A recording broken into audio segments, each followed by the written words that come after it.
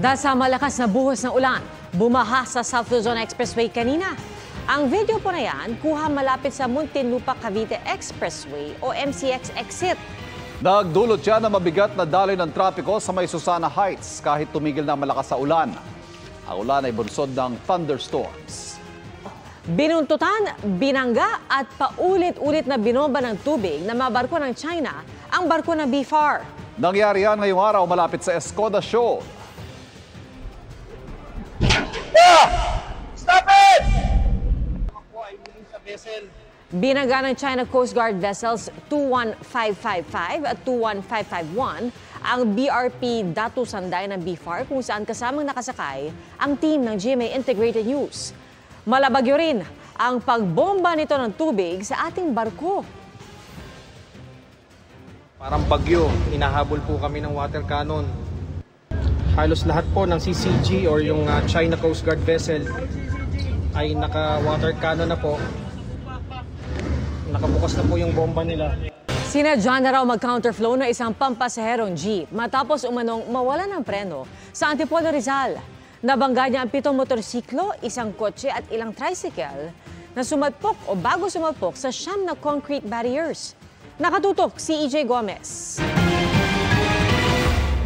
Sa pool ng CCTV ang pag-counterflow ng isang pampasaherong jeep sa sumulong highway sa Antipolo Rizal mag-aalas 5 ng hapon kahapon. Muntik nitong masagi ang kasalubong na motorsiklo at SUV bago inararo ang mga concrete barrier. Tumama ang jeep sa paparating na truck at sumalpok sa likurang bahagi ng tricycle at kotse sa kabilang lane. Agad bumaba ang mga pasahero ng jeep. Ang aksidente nakunan din ng dashcam ng isang sasakyang nakasalubong ng jeep.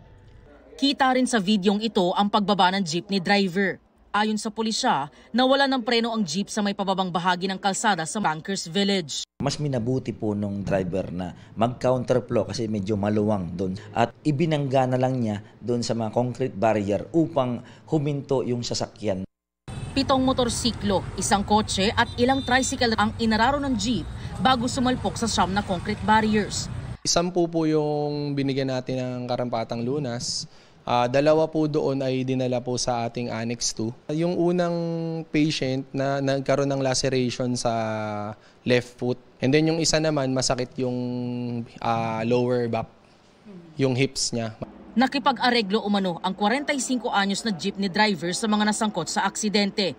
Kasalukuyan siyang nakadetine sa custodial facility ng Antipolo Component City Police Station.